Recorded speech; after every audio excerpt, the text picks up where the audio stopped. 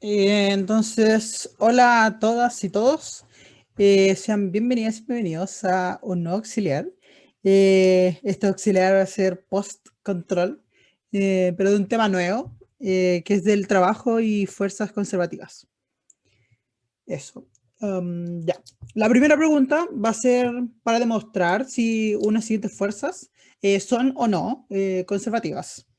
Y la pregunta 2 va a ser de un problema en particular de trabajo.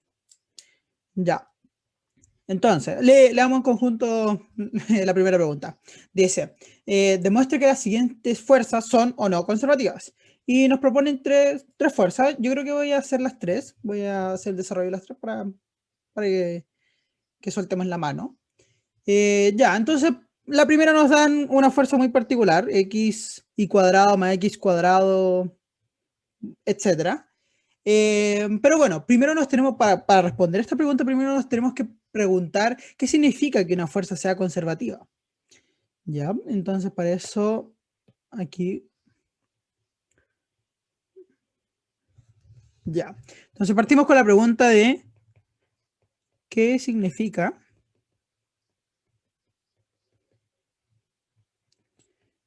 que una fuerza sea conservativa.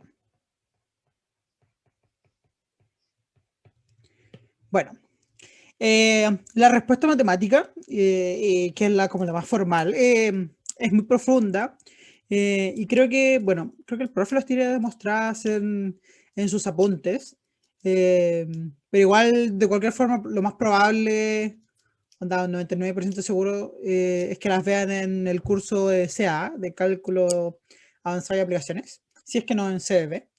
Pero bueno, para efectos del curso, nosotros diremos que una fuerza F es conservativa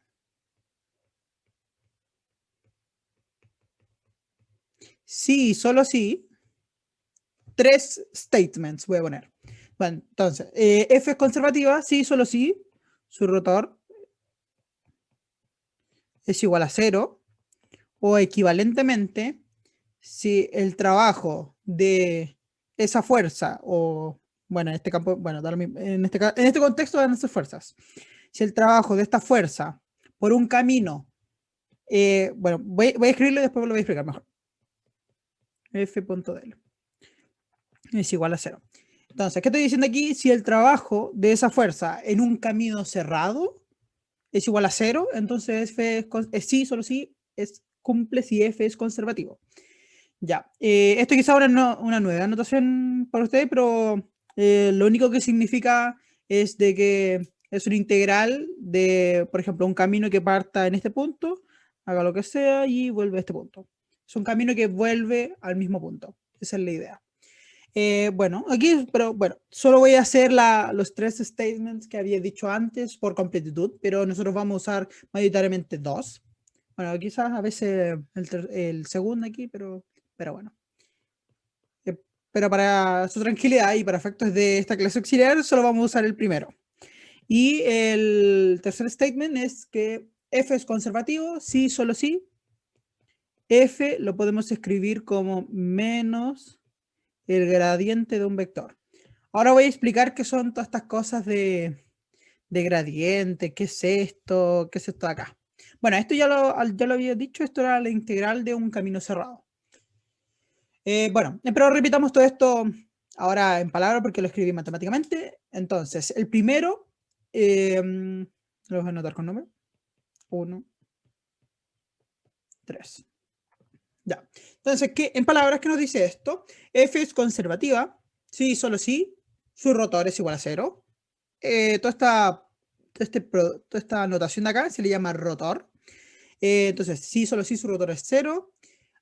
O equivalentemente, si está acá, si el trabajo neto en una curva cerrada es nulo, entonces si el trabajo de esta fuerza en una curva que vuelve al mismo punto es 0, entonces F es conservativo. O equivalentemente, también si F puede escribirse como menos gradiente de un escalar. Esto es un campo escalar. Bueno, todos estos conceptos probablemente se entiendan mejor en CAA. pero para efectos del curso vamos a usar el primero, porque ahora como que confunde mucho estas cosas de campos, qué es campos escalares, qué es un rotor, qué es un gradiente. Bueno, puede confundir. Bueno, entonces aquí decimos ayuda, como que hay mucha formalidad matemática. Para efectos, ya lo había dicho, pero para efectos de este auxiliar vamos a usar el 1, esta relación de acá. No sé por qué no se me marca, pero bueno, vamos a usar. Vamos a probar esto. Entonces, si f es conservativo, entonces tiene que cumplir que su rotor sea 0. Ahora, alguien me puede preguntar, oye, pero ayuda, ¿qué es un rotor? ¿Qué es esto? ¿Qué es esto de acá? Sosito. Bueno, al símbolo, a este símbolo de acá, se le llama operador nabla. Por si no lo habían visto antes. Porque no estoy muy al tanto en qué están viendo en CA, pero creo que es como en el tiempo donde ven los gradientes y etcétera. Este es el operador nabla. O a veces se le llama gradiente. Y bueno, se define en coordenadas cartesianas.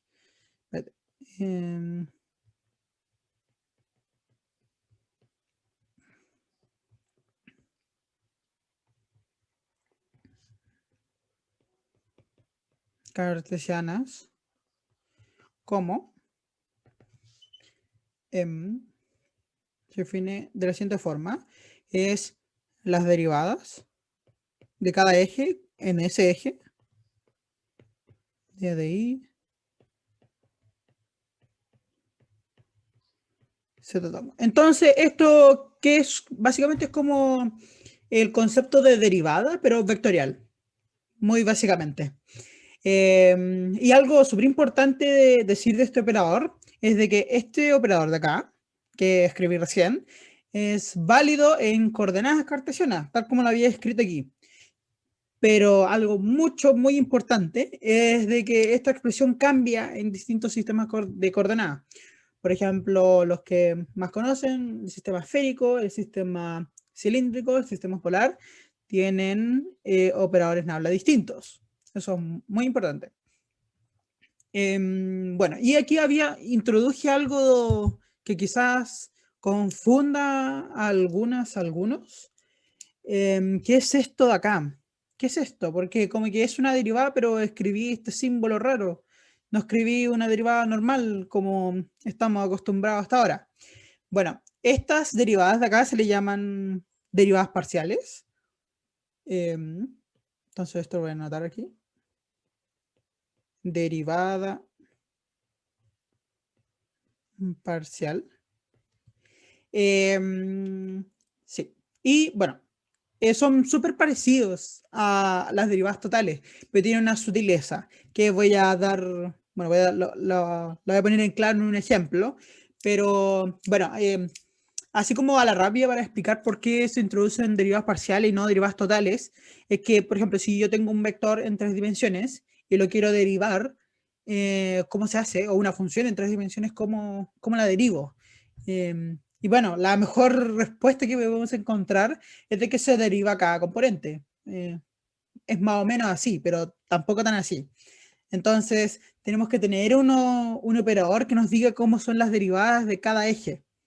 Eso es una expresión muy a la rápida de por qué aparecen derivadas parciales.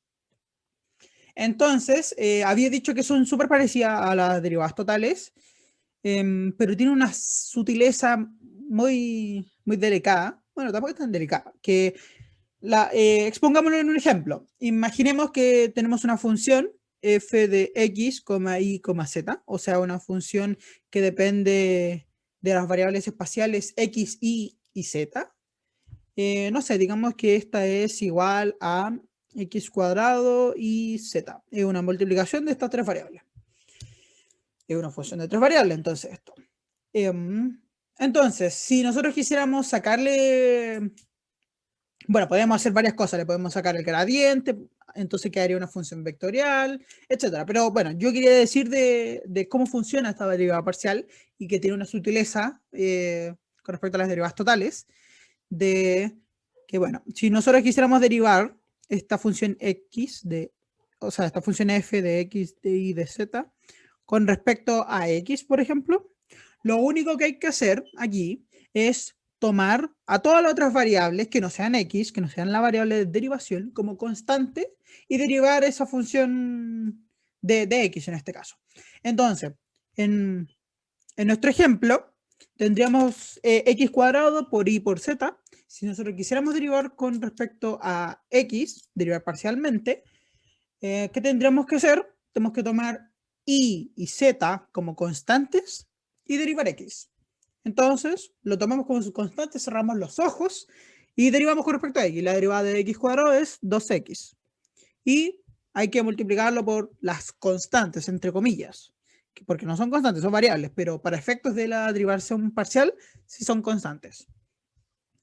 Bueno, entonces esto es, lo voy a escribir para que quede más clarito. Dejamos y, z, constantes, y derivamos con respecto a x. ¿Cómo saben derivar nomás? Se deriva las funciones, así tal cual, como si fuera derivada total. Bueno, entonces, otro ejemplo, así viendo como la misma función, si yo quisiera sacarle la derivada de f de x, y, z con respecto a y, por ejemplo, la derivada parcial con respecto a y, esto entonces dejamos x y z constantes y derivamos con respecto a y. La derivada de y con respecto a y es 1, así que queda x cuadrado multiplicado por z. Así de fácil. Y si nosotros quisiéramos derivar con respecto a z, dejamos z constante, o sea, dejamos x e y constantes y quedaría de f, x y z a de z, quedaría simplemente x cuadrado por y, porque la derivada de z con respecto a z es 1. Ya, entonces aquí entendimos un poquito más qué son las derivadas parciales. Entonces, este operador nabla es compuesto de las derivadas parciales de cada eje en su respectivo eje. Eso, y había dicho que es muy importante de que estas expresiones cambian en distintos sistemas de coordenadas. Esta es la definición para el sistema cartesiano, pero el sistema polar o el sistema cilíndrico, el sistema esférico, tienen distintas derivadas parciales. En particular, o sea, tampoco son tan distintas, pero aparecen unos coeficientes extra. Por ejemplo, en las derivadas en cilíndrica aparece un 1 partido en R, derivadas de R, y puede que haya algo dentro de esa derivada. Pero eso, probablemente se verá después, se hará como ejemplo, o no sé, en un control se hará en el formulario. Cómo son esas expresiones, así que no se preocupen con aprendérselas. Bueno, entonces esta sería el operador nabla. Súper. Pero todavía no dije qué es el rotor, porque antes yo había dicho un nombre de que esto era el rotor de F. ¿Qué es esto? Bueno, el rotor simplemente es, como lo vemos aquí, es el operador nabla, producto cruz con un vector. Operador nabla, producto cruz con un vector. Y bueno, nosotros sabemos la expresión del operador nabla y sabemos cómo sacar productos cruces en 3 dimensiones. Entonces estaríamos listos. Solo es sacar el producto cruz. ¿O no? Sí, la respuesta es que sí, pero hay que tener cuidado con esta expresión de rotor, porque el rotor, yo le tengo que pasar una función aquí, pero no puede ser una función cualquiera. Por ejemplo, yo no le podría pasar un escalar aquí, una función escalar, no sé, una constante a perteneciente a los reales. No podría, porque ¿cómo saco ese producto cruz? Entonces, bueno, aquí viene de la definición de los rotores, de que el rotor no recibe funciones escalares, sino que solo recibe vectores. No recibe constantes, solo vectores. No puedo sacar el rotor a un escalar. Eso es muy importante también. Ya. Pero bueno, en nuestro caso nosotros tenemos un vector. Aquí el f. Entonces está todo bien esta definición de aquí de producto cruz. Entonces veamos cómo es explícitamente eso. Entonces, ay. Nabla cruz F. ¿Cómo será? Bueno, aquí tenemos que recordar la definición de cómo es el determinante. Ah, ya, pero antes, bueno, ya conocemos cómo es el Nabla. Sabemos cómo sacar productos cruces y, bueno, el F lo escribimos de su forma más general posible. O sea, F tiene que ser igual a F en la componente en X más la componente en Y más la componente en Z. De nuevo, ojo, de que, bueno, vimos el operador Nabla en coordenadas cartesianas. Como definimos Nabla en esas coordenadas, el F también tiene que estar en esas coordenadas. No podríamos sacar producto cruz de, no sé, algo en cartesianas, cruz algo en cilíndricas. No, eso no está bien porque, bueno, o sea, uno lo puede hacer, pero tiene que tener mucho cuidado porque tiene que pasar la base cilíndrica a la base cartesiana para ahí hacer el producto cruz porque uno a priori uno no sabe cuánto vale X cruz Rho. Como que no es tan directo. Uno primero tiene que pasarse, tiene que cambiar las bases y ver cómo son esos productos cruz. Bueno, entonces recordamos la fórmula de producto cruz. Y bueno, aquí para sacar rotores, siempre es la misma formulita. Y bueno, aquí la voy a dar.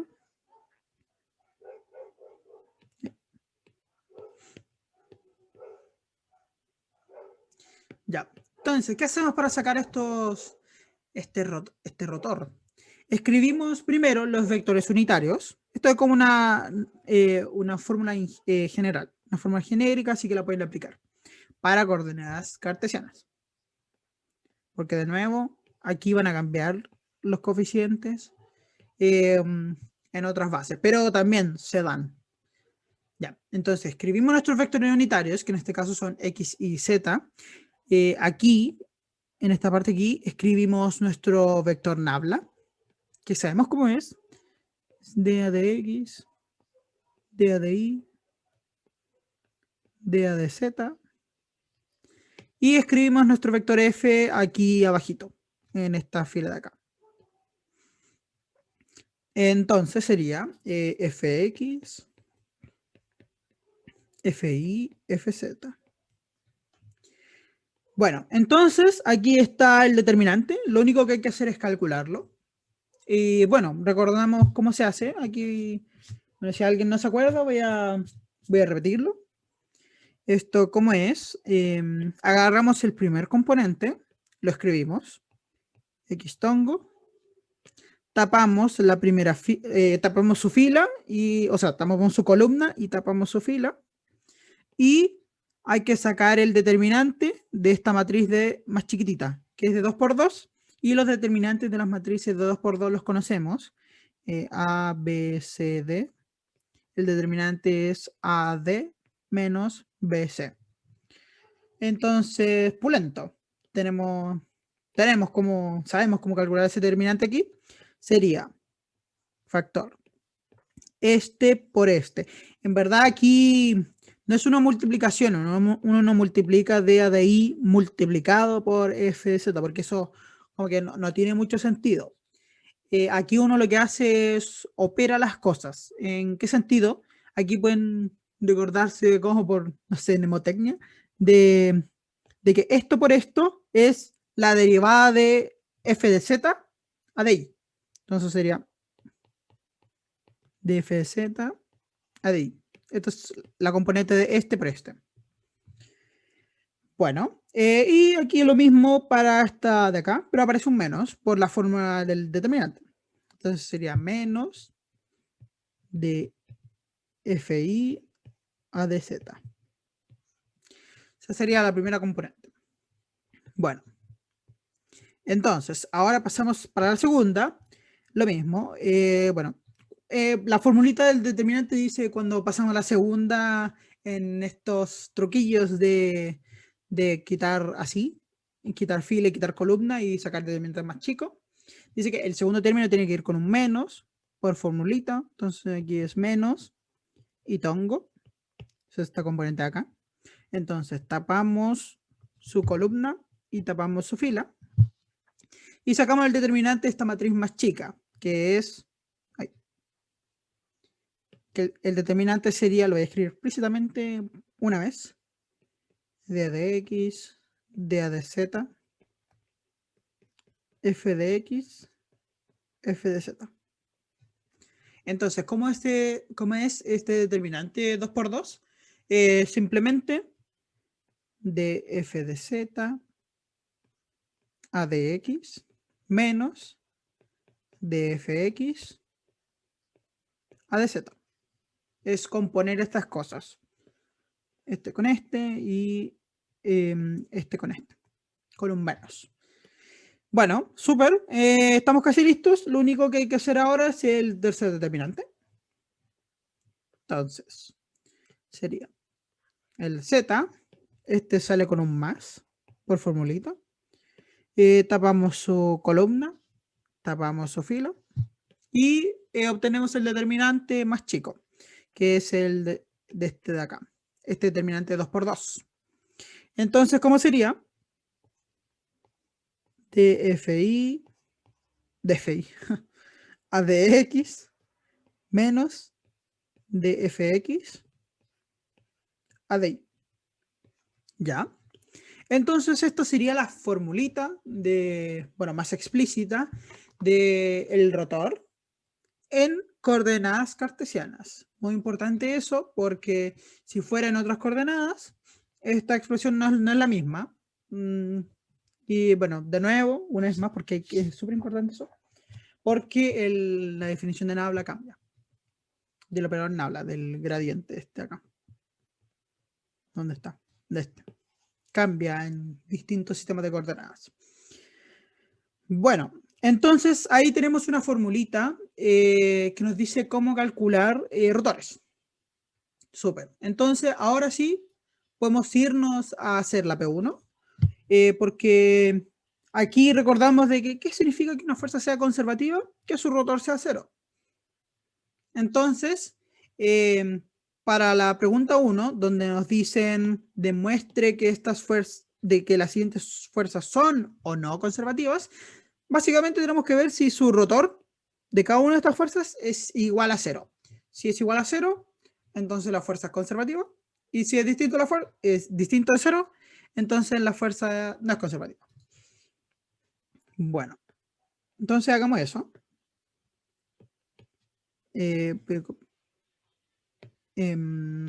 Bueno, ¿cómo lo hago? No me voy a acordar de cómo son estas expresiones. Bueno, pero no importa. Vuelvo después. Ya.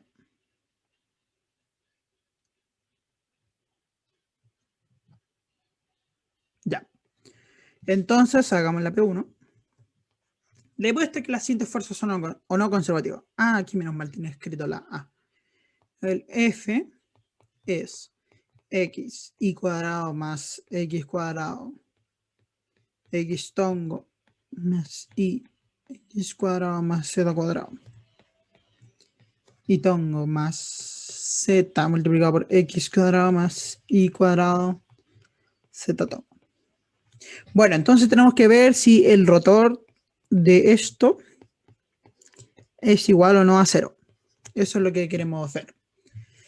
Bueno, entonces aquí, como reconocemos de que todas estas fuerzas están en coordenadas cartesianas, podemos efectivamente usar la formulita de arriba, esta de acá, para calcular el rotor. Porque, bueno, y aquí ya tenemos la expresión explícita.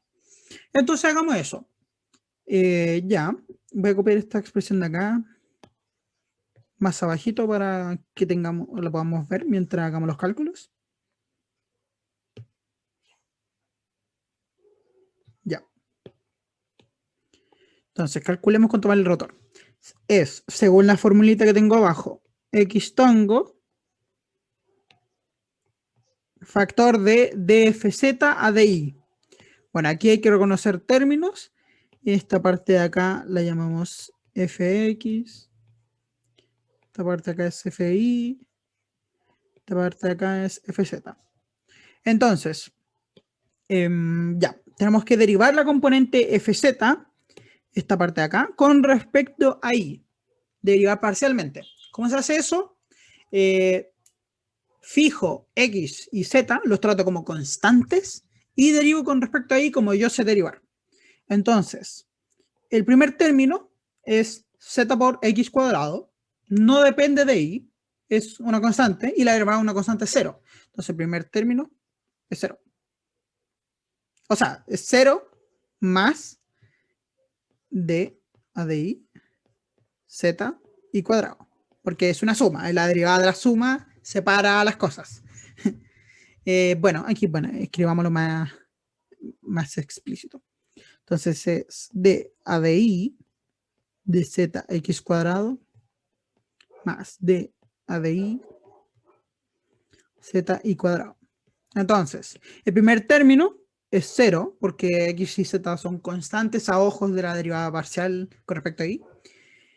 Y este segundo término no es constante, así que, bueno, tiene derivada, y su derivada es simplemente 2zi. Bueno, entonces tenemos el primer término aquí, listo. Falta calcular el segundo.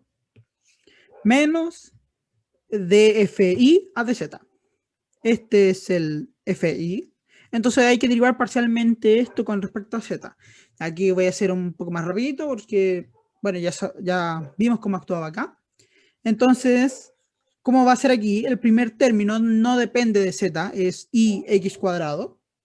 Al derivarlo parcialmente con z es una constante, así que es 0. Y el otro término va a ser simplemente menos, o sea, el menos por esta formulita, d a de z. El primer término no lo voy a escribir este acá, porque sabemos que es 0. Sería i z cuadrado. Esto sí sabemos cómo derivarlo. Esto es 2 y z, que es lo mismo que 2zi. Entonces aquí, como vemos una resta, vemos que se cancelan estas cosas. Entonces tenemos que la componente en xtongo del rotor es igual a 0. No estamos listos, tenemos que ver de que todo el vector sea 0. Pero ya vimos que vamos bien encaminados porque la primera componente nos dio 0. Si nos hubiera dado esta componente distinto de 0, podríamos decir al tiro de que el rotor es, o sea, de que f no es conservativo, porque una de sus componentes es distinta a 0. Y para que el rotor de f sea igual a 0, todas sus componentes tienen que ser 0. Bueno, entonces con esa aclaración ya vimos el primer término. Ahora el segundo, menos hitongo. La derivada de fz con respecto a x. ¿Cuánto vale? ¿Cuánto vale esto de acá? Bueno, vemos de que la derivada separa la suma. Z y cuadrado a términos, a ojos de la derivada parcial con respecto a x es una constante, así que es 0. Así que solo tengo que derivar este término de acá. Entonces, sería d a de x. Fz, bueno, es esta acá, z x cuadrado.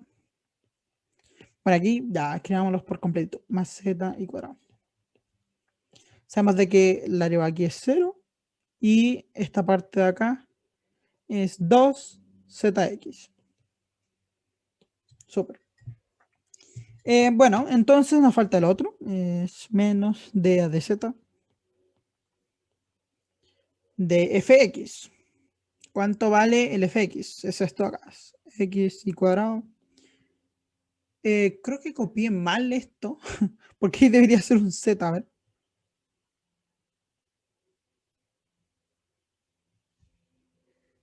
Denme un segundillo. Vamos. Sí, efectivamente está mal copiado en el enunciado. Si no, no da. Pero este término aquí es un z al cuadrado. Voy a corregirlo después en el enunciado no cursos. Eso, lo copié mal. Perdonen.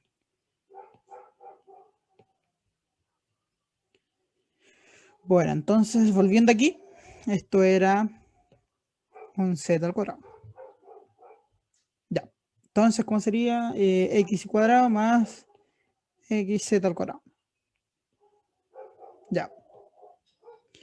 El primer término, esta parte de acá, esta, es constante con respecto a z, entonces la derivada va a ser 0. Y la derivada aplicando aquí sería 2xz, donde vemos que es igual a este término, pero hay un menos, así que se simplifica. Entonces vemos que vamos súper bien encaminados, la componente en y nos dio 0.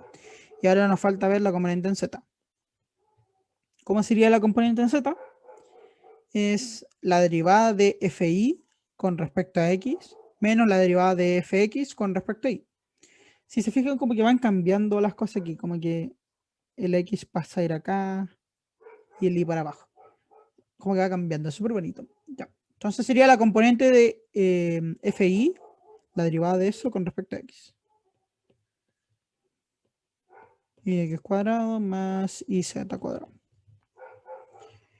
Menos la derivada con respecto a y de la componente en z.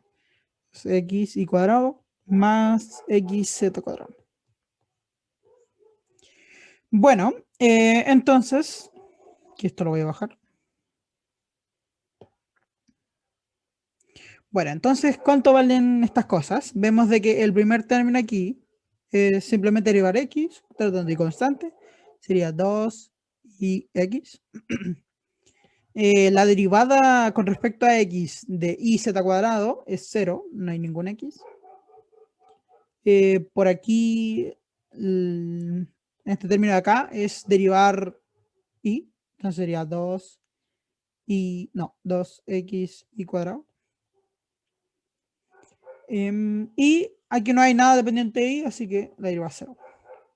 Entonces vemos aquí de que estos dos términos son iguales, pero hay un menos.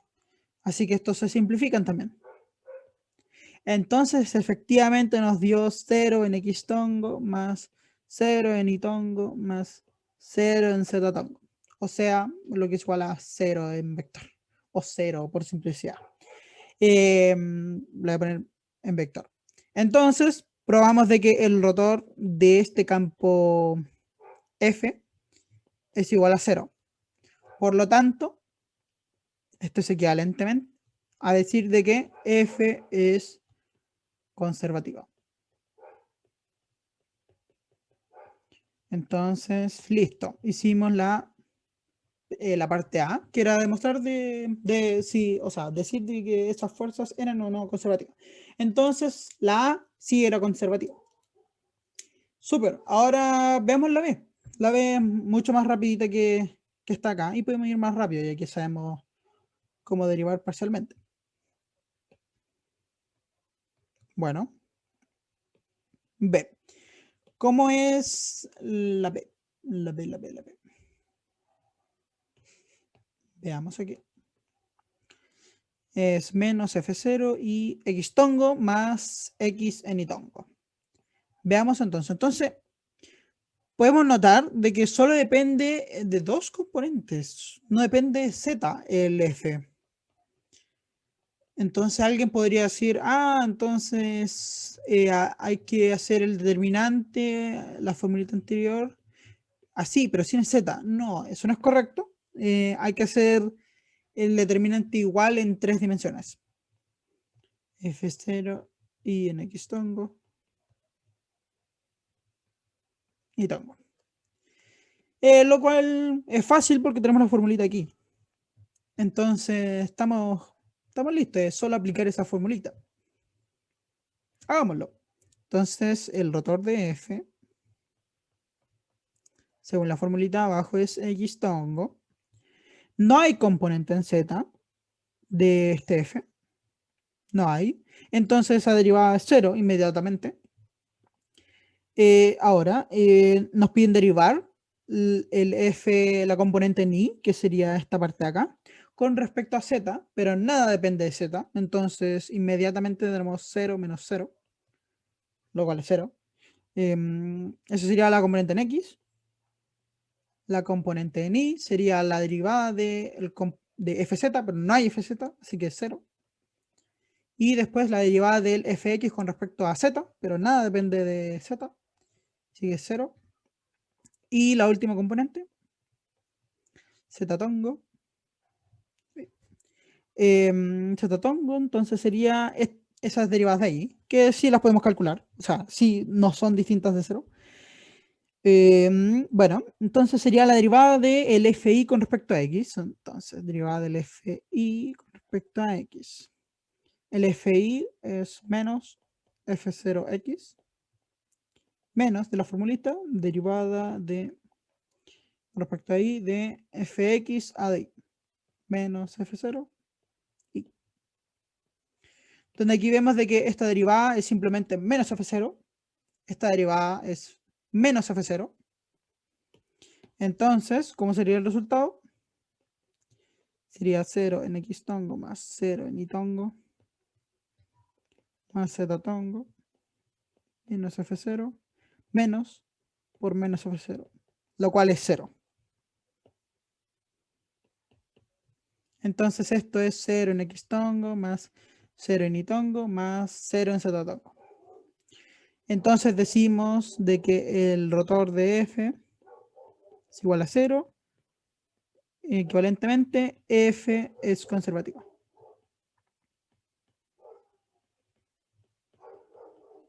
Igual aquí puede decir, uno puede, por ejemplo, le puede extrañar de que estos dos componentes dieron 0.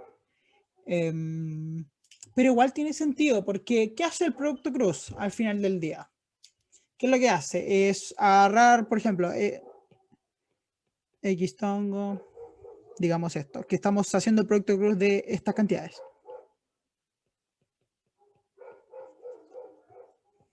Cruz. Digamos D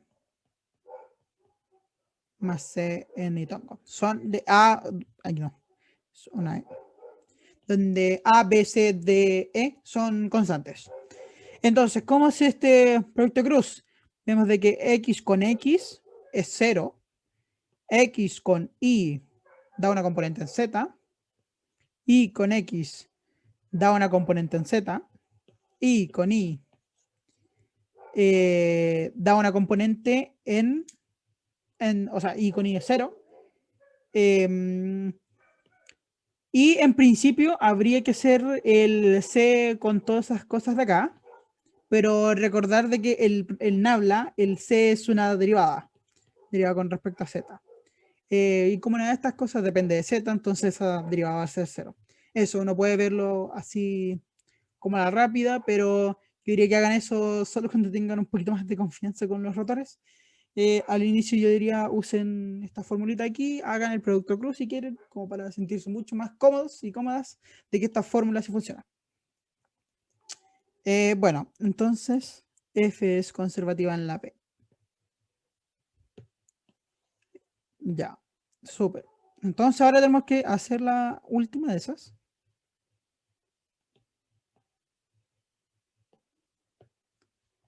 Bueno, ¿qué nos dice eso? Ya. Dice, bueno, tenemos esta fuerza, ahora me extraña y un logaritmo. Un logaritmo de Z, un poquito extraño. Pero no nos preocupemos, porque está todo en cartesiana, está todo bonito. Todo bonito llegar y usar la formulita. Entonces hagamos eso. Suben la formulita. Ahí.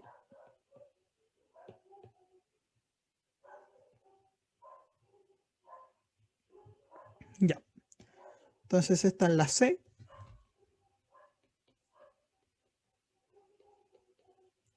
Aquí voy a copiar el enunciado.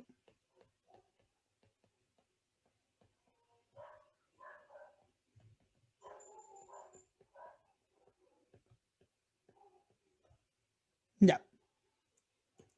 Esta es entonces la fuerza en la C. Bueno, ¿qué queremos hacer con esta fuerza? Queremos ver si es conservativo o no. Recordemos. Entonces, lo mismo, aquí una vez más. Estoy como disco rayado, pero está bien para que se vayan acostumbrando. Queremos obtener, o sea, queremos saber si esta F ¿Es conservativo o no? Entonces, vamos a ver o sea, podemos calcular su rotor. Si es 0, es conservativo, si no, no. Entonces, usemos la formulita, porque todo esto está en cartesiana, así que podemos usar la formulita. ¿Cómo será entonces el rotor de F? Esto es igual a, aquí tengo, y empezamos a calcular las derivadas. La derivada de F de Z con respecto a I, esta parte de acá, nada depende de I, entonces es igual a 0. Menos la derivada de F de I con respecto a Z, aquí, nada depende de Z. Entonces es 0 también. Ya, súper bien. ¡Ja! ¡Qué una carita! Aquí. Bueno, entonces la componente en X es igual a 0. Ahora hay que ver la componente en Y. Y tengo, ya, la derivada de f de z con respecto a X. Esto es 3 logaritmo de Z. Y menos la derivada de f de X con respecto a Z. F de X aquí con respecto a Z, esto es igual a 1. Aquí menos de la formulita 1. Y listo, vamos a parar hasta aquí porque vemos de que esto es distinto de 0.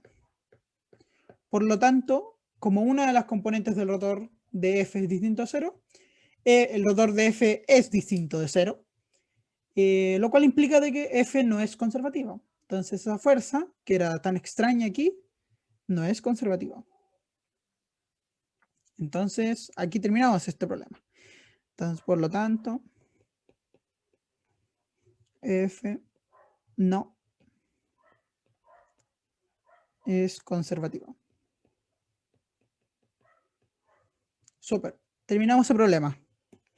Entonces, ahora estamos más cómodas y cómodos en cómo calcular, cómo ver si una fuerza es conservativa o no.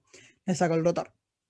Teniendo en cuidado de que el F tiene que estar en cartesianas o pasarlo a su respectivo sistema de coordenadas con el RO. Pero eso, por el momento saben hacerlo en cartesianas. Ya. Ahora hagamos la pregunta 2. Dice, imaginemos, o sea, dice, leámoslo. Dice, imagine por un momento que estamos en Hogwarts y tenemos una partícula que va por la superficie de una parábola descrita por la ecuación f de x es igual a x cuadrado partido en a. Entonces, en Hogwarts jugamos con parábolas y pelotitas que van por estas parábolas. Bueno, si el profesor Albus Dumbledore realiza un encantamiento tal que la partícula se mueve a velocidad constante v0 por la superficie, ¿qué trabajo se debe aplicar para mover a la partícula de x igual a 0 hasta x igual a a? Bueno, algo así, modelaremos este encantamiento, esta magia, como una fuerza externa mágica F sub m, y que aquí se me olvidó ponerlo en el enunciado, pero de que esta fuerza es paralela a la velocidad. Entonces, esta fuerza iría en este eje. Y dibujémoslo con verde. Esta fuerza mágica. Siempre es paralela a la velocidad. Entonces, por ejemplo, si estuviera aquí, bueno, mejor aquí, estaría así esa fuerza. Ya. Con eso dicho, veamos. Tenemos que calcular el trabajo que se debe aplicar para mover esta partícula de x igual a 0 hasta x igual a a. Bueno, entonces, ¿cómo calculamos esto? Si ustedes recuerdan de las clases, de la clase... Ay, aquí está. Ya bajemos hasta la P2.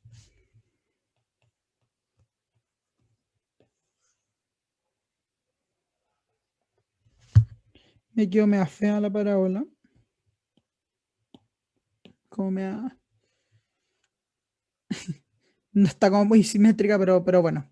Ahí ya, entonces tenemos la masita. Se le aplica una fuerza externa aquí, mágica.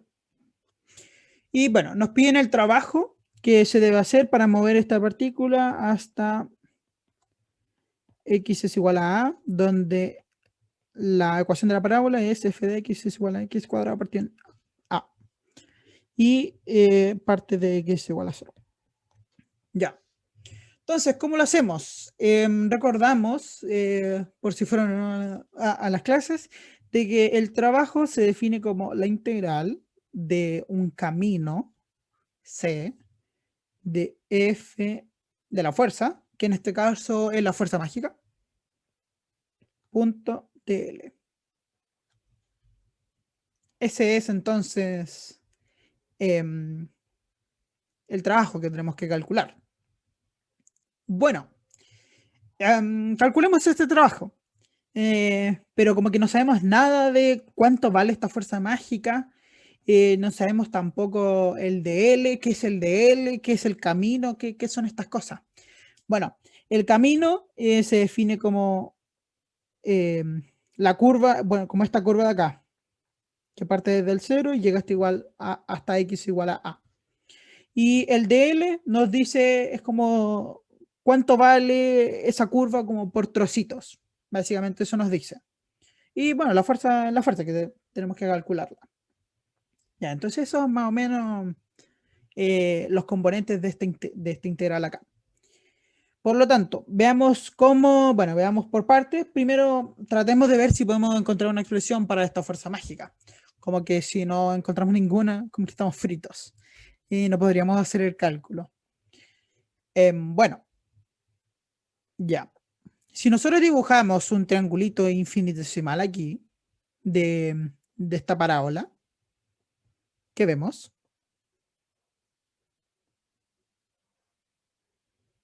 Digamos que es un ángulo phi, un ángulo cualquiera, yo no sé cuánto es, pero esto era infinitesimal. Entonces, yo avancé un muy poquito en y avancé muy poquito en x, ¿no es cierto? Ya. Pero como que eso nos sirve en algo, bueno, como que por el momento no, es como muy lol, pero después en el futuro nos va a servir un poquito. Bueno, ¿y por qué es eso? Es porque ya, hagamos lo que sabemos hacer de los controles anteriores, sabemos hacer un diagrama de cuerpos libres. Bueno, entonces, sabemos que la partícula está aquí, tiene eso normal, tiene esta fuerza mágica y tiene el peso.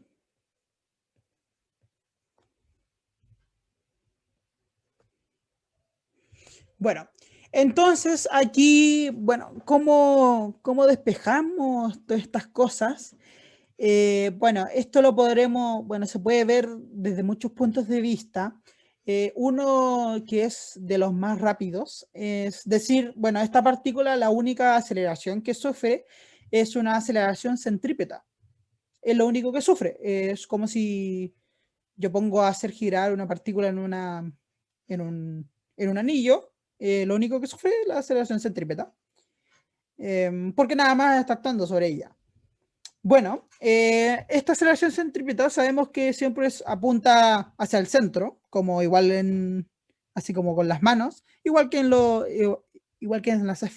las circunferencias o en los anillos. O sea, iría en la componente normal.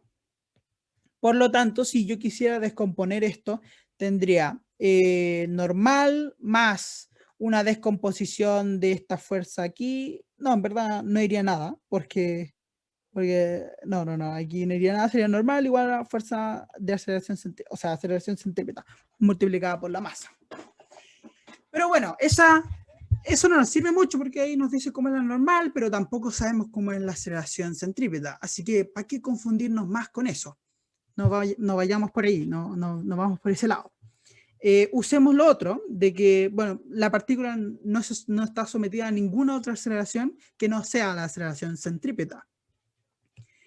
Por lo tanto, podemos usar la otra fuerza, por ejemplo, la fuerza en este sentido. Digamos que nuestros vectores unitarios son estos en coordenadas intrínsecas. Aquí uno se puede complicar harto, pero ¿para qué? Digamos que tenemos estos dos vectores unitarios. Sabemos de que la aceleración centrípeta va acá. Y lo único que tendríamos que calcular es, o sea, bueno, aquí, bueno, esto está una uso de notación muy horrible, pero aquí estoy diciendo que la aceleración centrípeta va en ese sentido apuntando hacia el centro, y de que en este otro vector, aquí, el de acá, ahí, este otro vector aquí, no hay ninguna aceleración, pero sí sabemos de que está esa fuerza mágica. Entonces, lo que podemos hacer es escribir cómo es la ecuación de movimientos en ese vector. Sería fuerza mágica, pero ahora sin vector. Tiene que ser igual a, bueno, la única fuerza que queda es decomponer el peso en una componente así y otra componente así, en nuestros vectores unitarios. Entonces tendría una componente en la normal y otra componente aquí, en la dirección de la velocidad. Bueno, ¿cómo es eso? Simplemente tenemos que descomponerlo, y para eso sí nos va a servir usar este angulito que he creado por el momento, que es el angulito phi. Está acá. Bueno, entonces hagamos eso. Ya.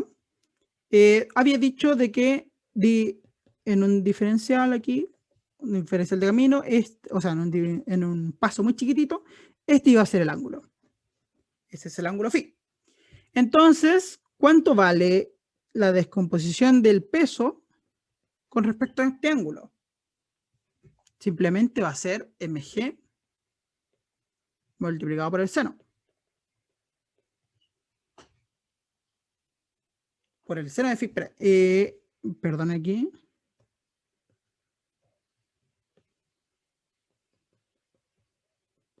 Voy a comprobar de que este ángulo sea el correcto, porque como que da rarito. Ahí sí, sí, pues este ángulo es el correcto, pero está mal puesto aquí. Ahí sí, ese sí es el ángulo phi. Bueno, entonces ahí sí la descomposición está correcta, es mg multiplicado por el seno. Espérense, no, esto tampoco está bien. Hagámoslo bien.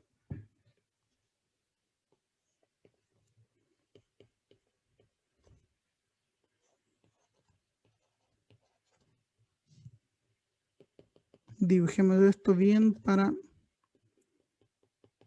que no nos confundamos.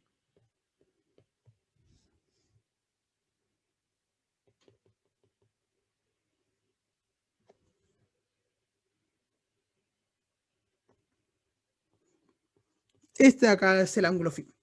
Entonces, ahí sí se ve de que esta descomposición de este vector, porque este es el ángulo de 90 aquí, esa sí descomposición sí es mg por el seno. Entonces, en verdad sería F, la fuerza mágica, menos mg por el seno, es igual a m por la aceleración, pero no hay ninguna aceleración. Sería 0. Multiplicado por 0.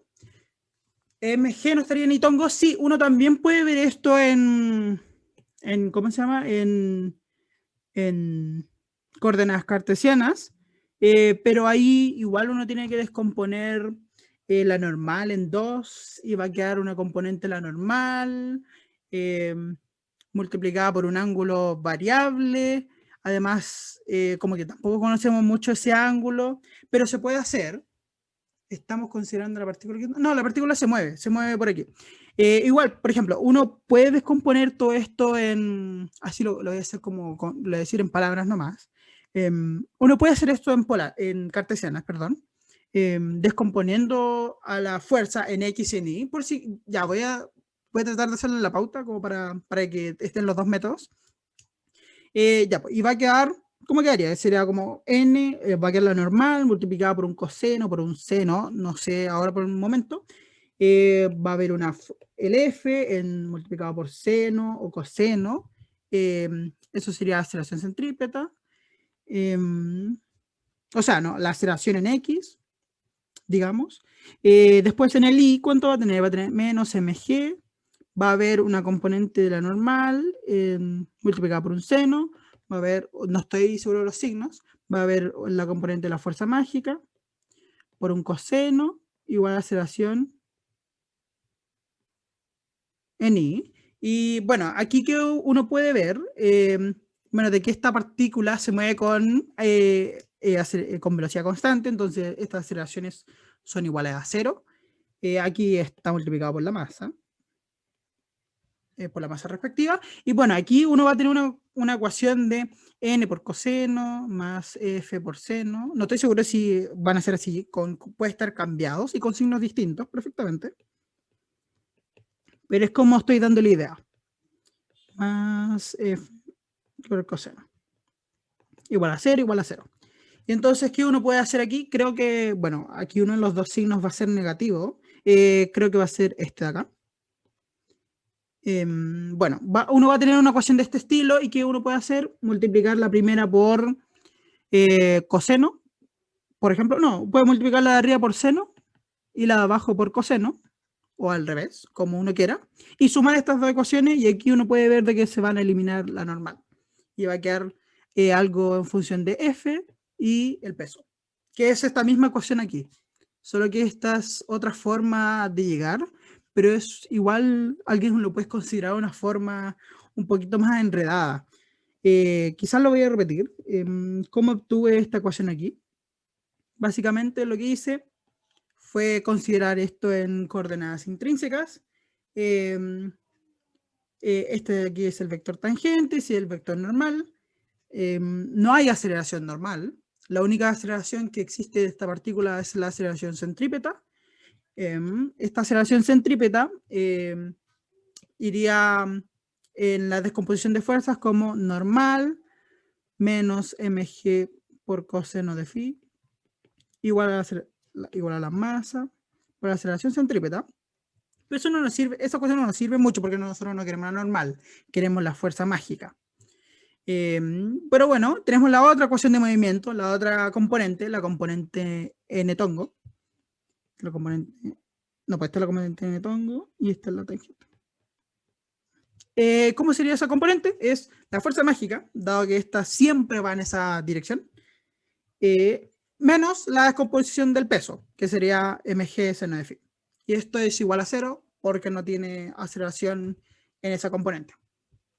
Ya. Ahí después de todo ese enredo, disculpen por eso si como que enredé el porqué. Pero eso, como que pueden hacerlo en cartesianas, que es como lo más natural de hacer, y uno se encuentra con esas ecuaciones que había escrito antes, como por coseno, más seno, y n seno, por ejemplo, más f coseno. Y ahí uno puede sumar estas dos ecuaciones o multiplicarlas y ahí se simplifican las cosas. Quizás voy a hacer eso en la pauta, así como solo para que hayan dos métodos de cómo se obtiene. Eso. Ya, entonces tenemos de que la fuerza mágica es igual a mg seno de phi. Eso era todo el dilema. Ya, pero tampoco sabemos cómo es el ángulo phi porque no lo dan. No es un dato del problema de ese ángulo phi, más encima que varía. Porque aquí el phi es 0, aquí el phi va a cambiar y cambia alrededor de la curva. Pero bueno, ahora sí va a servirnos el dibujito que hice antes. Lo voy a repetir aquí. Más bonito. De X. Bueno, ¿cuánto vale seno de phi? Directamente, como que es muy difícil saber, porque aquí uno igual puede verlo con Pitágoras. Esto es de x cuadrado más de y cuadrado. Y uno puede seguir con Pitágoras. Uno le puede dar con Pitágoras y factorizar diferenciales, pero alguien podría decir, oye, pero es como que es muy cochino. Pero bueno, hay otra forma de verlo. Podemos ver de que ¿cuánto es el valor de la tangente de phi? La tangente por trigonometría es este lado de acá dividido en el lado de acá. Creo que tiene nombres como lado opuesto, partido en lado adyacente, creo que son los nombres formales, pero aquí, bueno, escribámoslos. Es tangente de phi es igual a di partido en dx. Tenemos eso. Pero, ¿qué es esto? Esto es la derivada de y con respecto a x. ¿Y cuánto vale y? Y es igual a f de x, es igual a 1 partido en a, x cuadrado.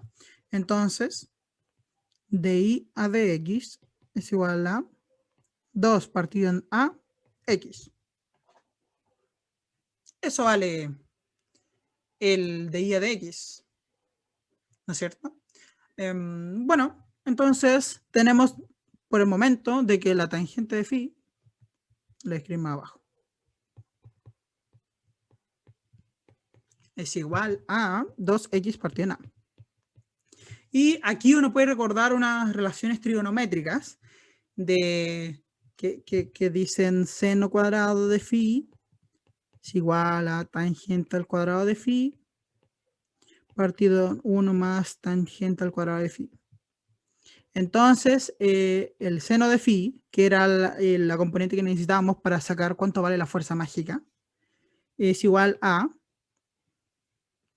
tangente al cuadrado, que es 4x cuadrado partido en a cuadrado, partido en 1 más 4x cuadrado partido en a cuadrado.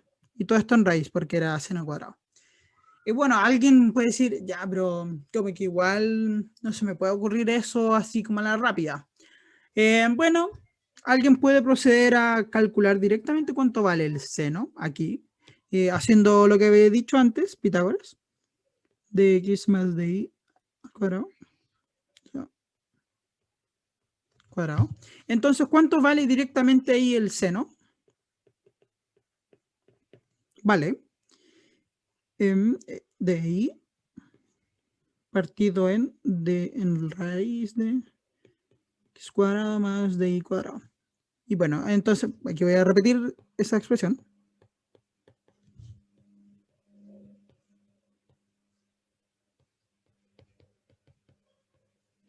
Entonces, ¿qué podemos hacer aquí? Podemos multiplicar por 1 partido en dx, esto es sucio. 1 partido en dx. Y tenemos di a dx partido en la raíz de... en el dx entra la raíz con un cuadrado, entonces quedaría dx cuadrado partido en dx cuadrado, que es 1. Así que lo vamos a escribir como 1. Más di cuadrado partido en dx, todo esto al cuadrado. O sea, di cuadrado partido en dx al cuadrado es di a dx al cuadrado. Y sabemos cuánto vale el di a dx, que era 2x partido en a. Entonces, aquí uno obtiene de que el seno de phi es de x partido en a, raíz de 1 más 2x partido en a. O sea, todo eso al cuadrado, pero entonces 4x cuadrado partido en a cuadrado. Que era lo mismo que obtuvimos aquí. Solo que, bueno, aquí sale un 4x cuadrado partido en a cuadrado, pero está en raíz. Lo que es lo mismo que esto de acá. Entonces podríamos haber hecho cualquiera de las dos cosas. Hacerlo a la fuerza bruta o usando un poquito de propiedades. Bueno, entonces ya sabemos cuánto vale el módulo de la fuerza mágica. Fuerza mágica era mg seno de phi. Esto es igual entonces a mg de x partido en a 1 más 4x cuadrado partido en a cuadrado. Súper. Ya sabemos cuánto vale esa fuerza. Ahora, bueno, nosotros igual no estamos tan interesados en cuánto vale su magnitud, sino que, o sea, estamos interesados en su magnitud, pero también en su dirección, porque acordémonos de que en la fuerza, la definición del trabajo, era el vector de fuerza punto dl. Entonces, como que necesitamos el vector de esto. Va a ser un producto punto. Entonces, eso, obtengamos cómo se puede escribir esta fuerza en función de vectores. Bueno, aquí había un dato que había dicho al inicio, que se me olvidó ponerlo en el enunciado, de que la fuerza es perpendicular a la velocidad. ¿Qué significa eso? De que la fuerza mágica se puede escribir como el módulo de la fuerza mágica multiplicado por la dirección de la velocidad, el vector unitario de la velocidad, lo cual matemáticamente se escribe así. Esto probablemente lo hayan visto en lineal. Es el vector dividido en su módulo, eso me da su dirección. Y bueno, sabemos cuánto vale, por ejemplo, el módulo de la velocidad, porque nos dicen por enunciado de que la partícula siempre se mueve con velocidad constante v0. Entonces, esto sería igual a v0. Y la parte de arriba es, bueno, no podemos escribirlo directamente. Esto es x punto en x tongo más y punto en y tongo. Y bueno, dado que sabemos que y es igual a 1 partido en ax cuadrado, podemos derivar esto con respecto al tiempo para obtener cuánto vale y punto. Y punto sería 2 partido en a x, y por la regla de la cadena sale un y punto.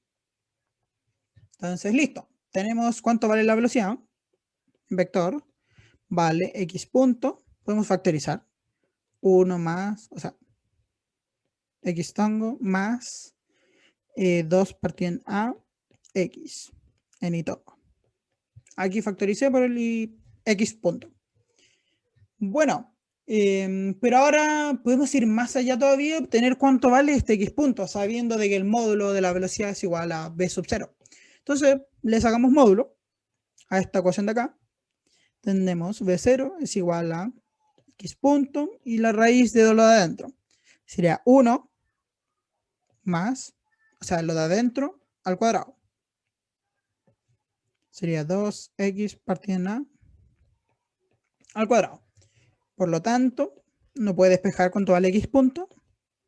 Es v0 partido en la raíz 1 más 4x cuadrado partido en a cuadrado. Ya. Eso sería el x punto. Entonces, sabemos cómo es completamente nuestra fuerza mágica.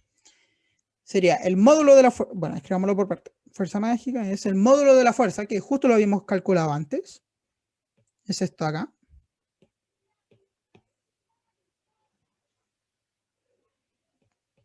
Y por la velocidad, partiendo en el módulo de la velocidad. La velocidad la acabamos de calcular. Es esto de acá. Y sabemos cómo es el x punto. Así que lo reemplazamos nomás. Sería, aquí voy a reemplazar primero x punto. Eso es x punto, factor de x, tongo más 2x partido en a. Y tongo. Y me faltó el dividido en el módulo de la velocidad, el cual es v sub 0. Entonces podemos ver de que v sub 0 se cancela con este v sub 0. Y estos dos se multiplican y se elimina la raíz. Bueno, entonces, ¿cómo queda esto? Queda más bonito. Queda mg 2x partido en a partido en 1 más 4x cuadrado partido en a cuadrado multiplicado por el vector. Y toma. Ese sería entonces el vector de la fuerza mágica. Ahora hay que obtener cuánto vale el dl.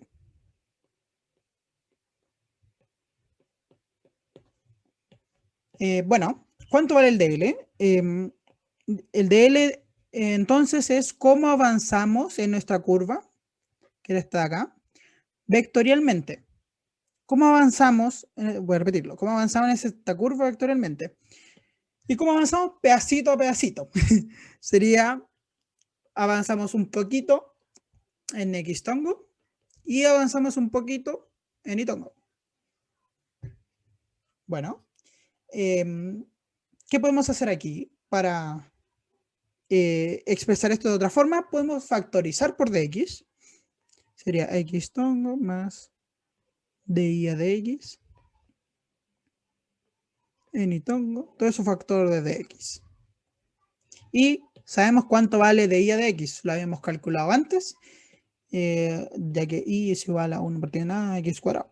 Entonces esto sería x tongo más 2x partido en a y tongo A de X. Entonces estamos casi listos. Ahora hay que hacer el producto punto e integrar. Hagámoslo por parte. Primero hagamos el producto punto. El producto punto f punto dl va a ser igual a ¿cuánto? Va a ser este coeficiente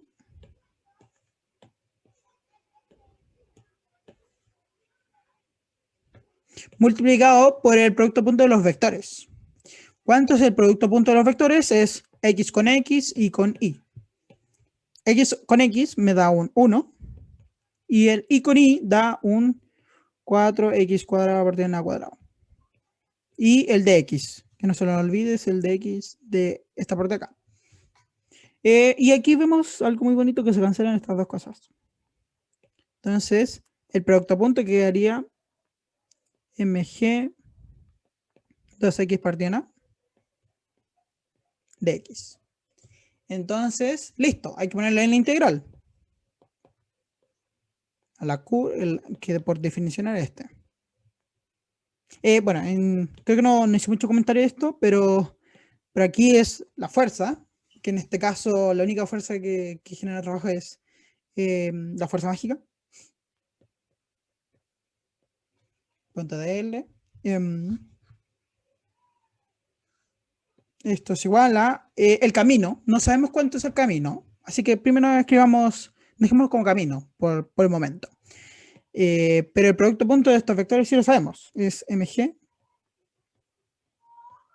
2x partido en a de x. ¿Esto cuánto es igual?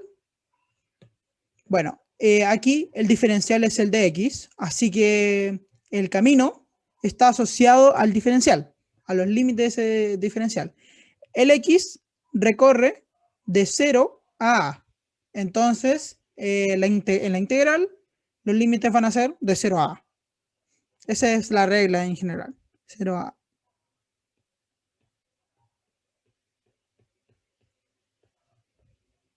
De x.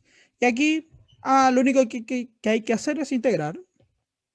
Eso es mg, una partida en a, de eso constante. La integral de 2x es 2 factor de x cuadrado medios. Entonces esto sería 2 evaluado en los límites de integración, que es 0 hasta a. En el límite 0, esto es igual a 0, y en el límite a, entonces mg, una partida en a, los dos se cancelan,